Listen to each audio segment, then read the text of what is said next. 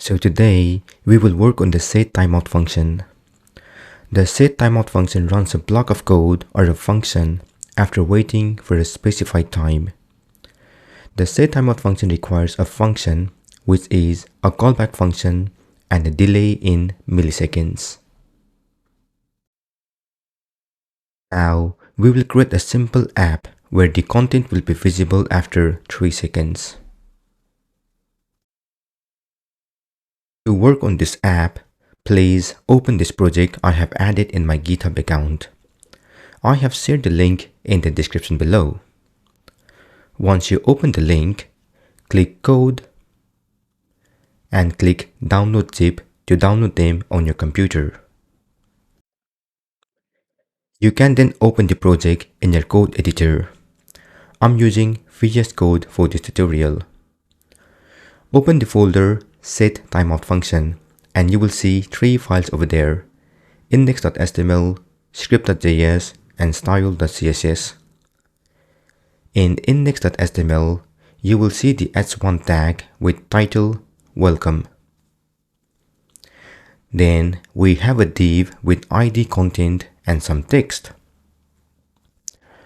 If you open style.css, you will see the styles added for the app. You will also see display none is used to hide the content. So if you check the preview, you will only see the welcome title and not the content. Now, by using the setTimeout function, we will show this content after 3 seconds. So open script.js and first let's create a variable content and use document.querySelector to select the content div. So add as content. Then create a function to show the content. So add the function showContent.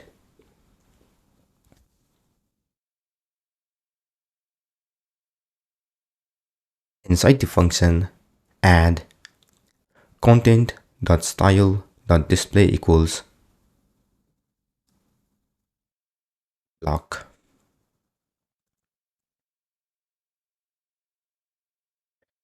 Now, to show them after 3 seconds, let's use the setTimeout function.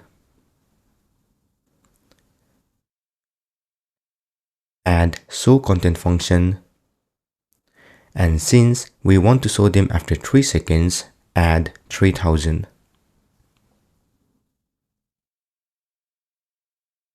Check the preview, and now the content should appear in 3 seconds. Instead of using function declaration, let's use anonymous function. So let me remove the function name. Now cut this function and add them as a callback function. Check the preview, and it still works as expected. We can also use the arrow function to make it more concise. So let me remove the function keyword, add the arrow, and we can even add everything in a single line. Check the preview. It works. Great. This is the end of this session. In the next session, we'll learn about the setInterval function. Feel free to comment below if you have any questions. Also, please don't forget to like, share, and subscribe to my channel to get more videos in the future. Thank you and see you soon.